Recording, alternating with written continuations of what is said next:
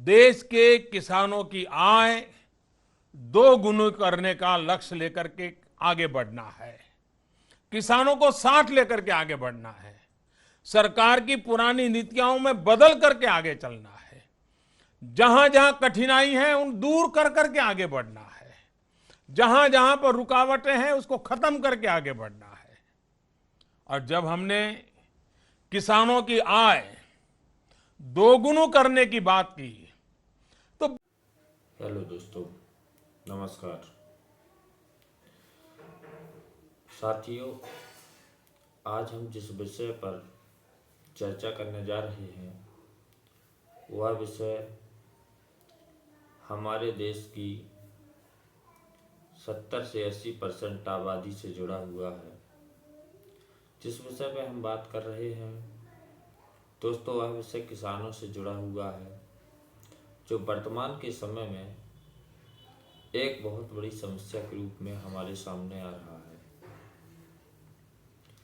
ऐसा देखने को मिलता है कि अधिकतर जब चुनाव का समय आता है तो विभिन्न सरकारों द्वारा घोषणाएं की जाती हैं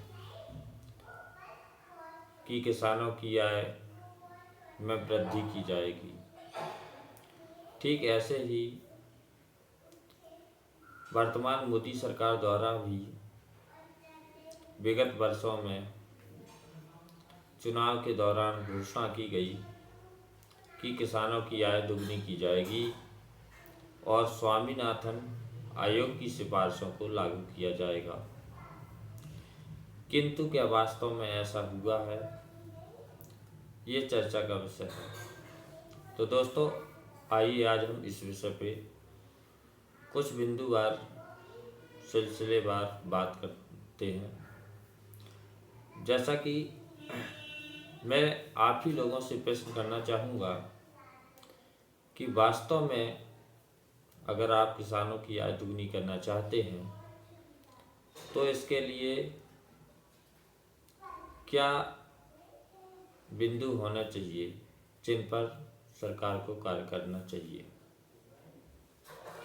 सबसे पहले तो मुझे इन सरकारों की मानसिकता पर भरोसा नहीं होता, क्योंकि जो सरकारें बात करती हैं कि हम किसानों की आय दुगनी करना चाहते हैं, वो ही सरकारें किसानों के पाइप सटक पे 5% GST लगाती हैं। वही सरकारें फर्टिलाइज़र पे 12% GST लगाती हैं। वही सरकारें ट्रैक्टर वाहनों पर GST लगाती हैं जो एग्रीकल्चर इक्विपमेंट के रूप में उपयोग किए जाते हैं।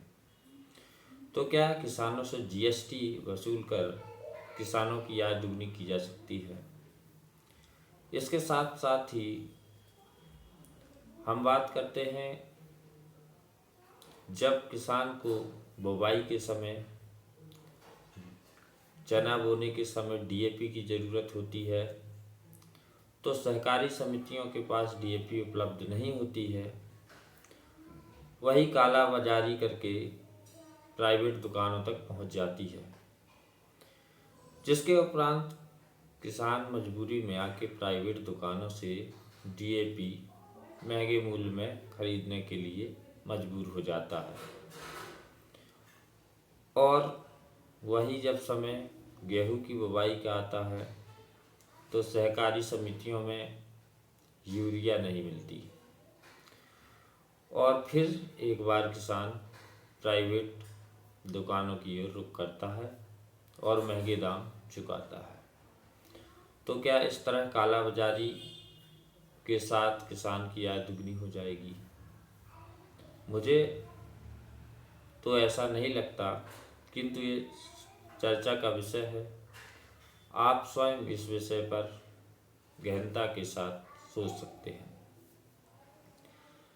साथ ही दोस्तों, जब स्वामीनाथन आयोग की सिफारिश प्रस्तुत की गई थी, उसमें ऐसा बोला गया था कि जो MSP का निर्धारण है वो किसान की औसत लागत का दुगना करके एमएसपी निर्धारित किया जाए। किंतु क्या वास्तव में वर्तमान में ऐसा है? अगर ऐसा है तो आप खुद ये सुनिश्चित कर सकते हैं कि ऐसा है।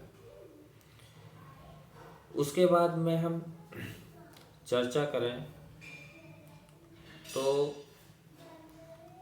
जो किसान साल भर किसानी में लगा रहता है तो क्या उसकी स्वयं की मजदूरी नहीं होती? साल भर में मिनिमम 1,08,000 रुपये उसकी मजदूरी होती है और वो छोटा किसान 5 एकड़ का किसान 5 एकड़ में 60 बोरे गेहूं निकालता है, जिसकी वर्तमान में शासन की कीमत के अनुसार 1,20,000 रुपये की इनकम हुई। उसमें 50 से 60,000 रुपये उसने लागत में लगा लिया। 1,08,000 रुपये उसकी खुद की मजदूरी हुई, जो कुल मिला के लगभग 1,60,000 हुई।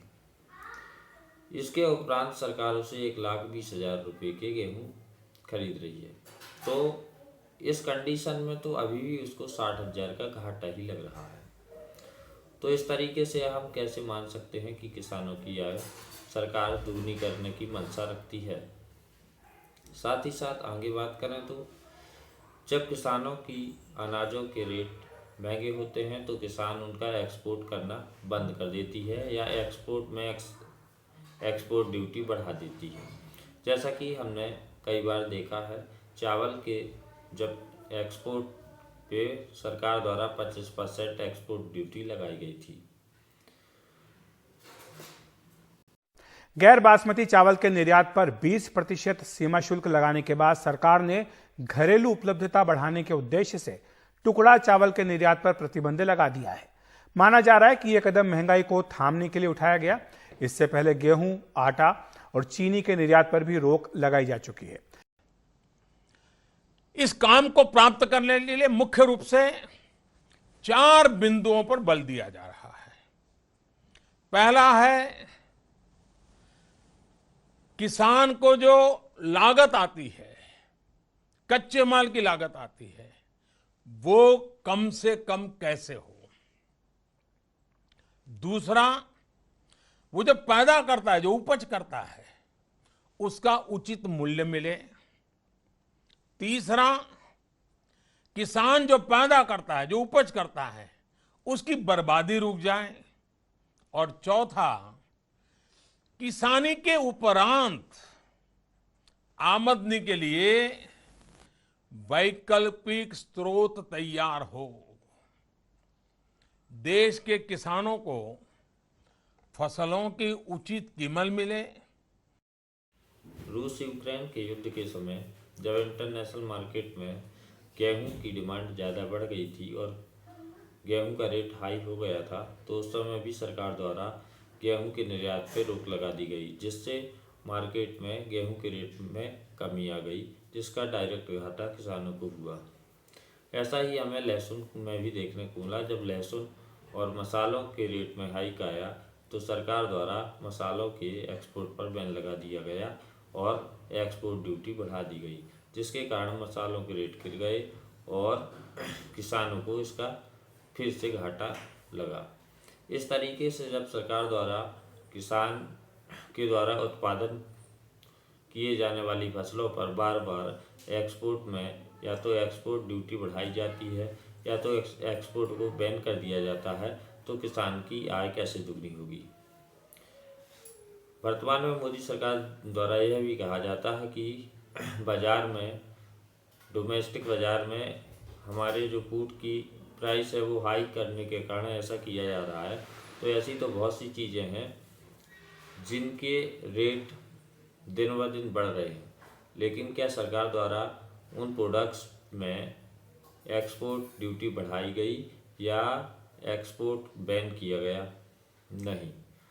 हमारी सरकार द्वारा विभिन्न देशों को पेट्रोल का निर्यात किया जाता है, तो पेट्रोलियम के रेट बढ़ने पर क्या सरकार द्वारा दूसरे देशों को पेट्रोल बेचना बंद किया गया? नहीं किया गया, क्योंकि पेट्रोल सरकार बेच के मुनाफा कमा रही है और किसानों से कम दर पर किसानों का अनाज खरीद के स्वयं सरकार विदेशों में बेचती है और इससे डायरेक्टली किसानों को ही घाटा लगता है। मेरा ऐसा मानना है कि वास्तव में सरकार चाहती ही नहीं किसानों की आय दुगनी हो।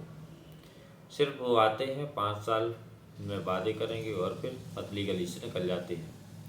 तो दोस्तों, ये आपको निर्णय आपका है, आप क्या सोचते हैं? मेरा तो ये मानना है कि वास्तव में सरकार चाहती ही नहीं कि किसानों की आय दुगनी हो। अगर वास्तव में किसानों की आय दुगनी करना चाहती है सरकार, तो सरकार को किसानों के लिए उनके पट्टों के रकबे के हिसाब से डीजल में सब्सिडी देनी चाहिए, फर्टिलाइज़र से जीएसटी हटानी चाहिए, एग्रीकल्चर इक्विपमेंट से जीएसटी हटानी चाहिए, स्वामीनाथन की रिपोर्ट को लागू करना चाहिए। साथ ही साथ मेरा मानना है कि फसल के उत्पादन में किसान की मेहनत और मजदूरी को भी जोड़ा जाना चाहिए, क्योंकि वह किसान एक मजदूर की तरह उस फसल को उगाने में पूरा साल लगाता है, तो उसकी 1,08,000 रुपये मजदूरी भी किसान की लागत में जोड़ी जानी चाहिए। तदुपरांत एमएसपी का निर्धारण किया जाना चाहिए। दोस्तों, आपको निर्णय लेना है। अब आप क्या सोचते हैं, आपके क्या विचार हैं? अगर आप मुझसे सहमत हैं तो आप मेरी बातों को ज़्यादा से ज़्यादातर लोगों तक ले जाएं और लोगों को जागरूक करने का प्रयास करें, ताकि इस बेशरम सरकार जो सिर्फ वादे करती है और उन्हें निभाना नहीं चाहती, उसको इस चीज़ का एहसास हो कि हमारा किसान भी अब जागरूक हो चुका है और वह परिवर्तन के लिए तत्पर है। तो सभी दोस्तों, मैं अब आप सभी लोगों को धन्यवाद कहते हुए विदा लेता हूं और आशा करता हूं कि आप लोग इस वीडियो के माध्यम से मेरी बात ज़्यादा से ज़्यादा लोगों तक पहुंचाएंगे और अपनी साइड से कोशिश करेंगे कि हमारे किसान भाई इस विषय पर चर्चा करें और इस विषय को समझने की कोशिश करें, ताकि हम अपने किसान भाइयों के अधिकारों के लिए लड़ सकें और अपने अधिकार ले सकें। क्योंकि जो व्यक्ति अपने अधिकारों के लिए आवाज़ नहीं उठा सकता, उनको उनके अधिकार कभी हासिल नहीं हो सकते। इसलिए आइए हम सब आवाज़ उठाते हैं। जय जवान, जय किसान, जय हिंदुस्तान। धन्यवाद सभी दोस्तों। की समस्या लगातार बढ़ती जा रही है। किसानों का कहना है कि उनको उनका सही लागत नहीं मिल रहा है। अब हालात ये हो गए हैं कि महाराष्ट्र के कई मंडियों में प्रति क्विंटल प्याज जब किसान बेचने जाता है तो उसे 100 से 150 रुपये प्रति क्विंटल बेचना पड़ता है। और ऐसे में अब हालात ये हैं कि किसानों का ये कहना है कि प्याज अब मंडियों में बेचने से अच्छा वो फ्री में बांट दे। चावल के निर्यात पे 20% निर्यात कर लगा दिया है और इससे जो आपका धान है वो एकदम सस्ता आएगा। और ये सरकार की किसान मारू नीति है। पीछे आपको गेहूं की निकासी कम रही है, सरसों की निकासी कम रही है, आलू की निकासी कम रही है, गन्ने की निकासी कम रही है, सारी फसलें आपकी तबाह हुई हैं। और इस बार उम्मीद थी कि अच्छा भाव मिल सकता है, धान का अच्छा भाव मिल सकता है, तो अभी उन्होंने 20% निर्यात कर चावल पे लगा दिया है।